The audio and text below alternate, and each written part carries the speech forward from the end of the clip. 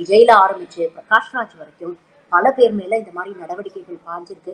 ஒரு சில பேர் இந்த நடவடிக்கைகளுக்கு, இந்த அழுத்தத்துக்கு பணிஞ்சு பாஜகவுடைய ஒரு பி டீமா செயல்பட ஆரம்பிக்கிறாங்க.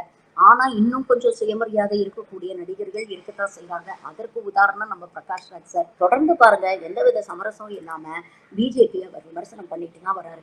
ஒரு நேர்காணல்ல அவர்கிட்ட கேக்குறாங்க, இந்த மாதிரி விமர்சனம் பண்றீங்களே, இதனால உங்களுக்கு சுத்தமா பட வாய்ப்பு குறைஞ்சிருச்சு, என்ன பண்றீங்க? இப்ப படங்கள் தானே உங்களுடைய பேஷன், இப்ப படங்கள்ல நடிக்கிறதுக்கான வாய்ப்புகள் குறைஞ்சிருச்சு அப்படின்னு அவர் என்ன தெரியுமா சொன்னாரு? என் பட வாய்ப்புகள் குறைஞ்ச பத்தி நான் கவலைப்படல. ஏன்னா எனக்கு வருமானம் ஈட்டுறதுக்கான மற்ற வழிகள் இருக்கு. ஆனா இவங்களை தொடர்ந்து எதிர்க்கிறதுல நான் எந்தவித காம்ப்ரமைஸும் பண்ண மாட்டேன்.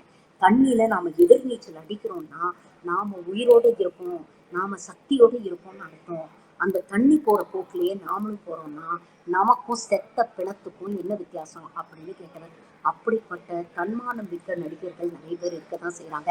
அந்த வரிசையில இன்னைக்கு ஊர்வசியும் ஜாயின் பண்ணிட்டாங்க அப்படின்னு தான் சொல்லணும். ஊர்வசியோடைய இந்த வெளிப்படையான கருத்து வலதுசாரிகளிலேயே பெரிய கொந்தளிப்பை ஏற்படுத்தி இருக்கிறது.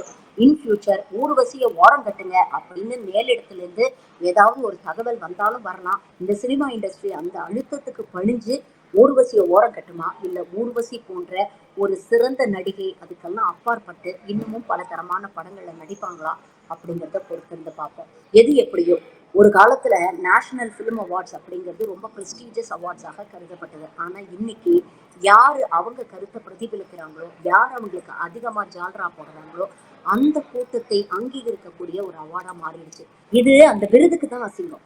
ஏன்னா திரையில் இருக்கக்கூடிய எந்த சமரசமும் செய்யாத கலை ஒன்றை மட்டுமே நோக்கமாக கொண்டு நல்ல கருத்துக்களை சமூகத்துக்கு கொண்டு போய் சேர்க்கணும் அப்படின்னு இருக்கக்கூடிய திறமையான நடிகர்கள், இயக்குநர்கள், டெக்னீஷியன்ஸ் இருக்கத்தான் செய்யறாங்க. அவங்களுக்கு மக்களிடம் கிடைக்கக்கூடிய அங்கீகாரம் தான் நேஷனல் அவார்டை விட பெருசு.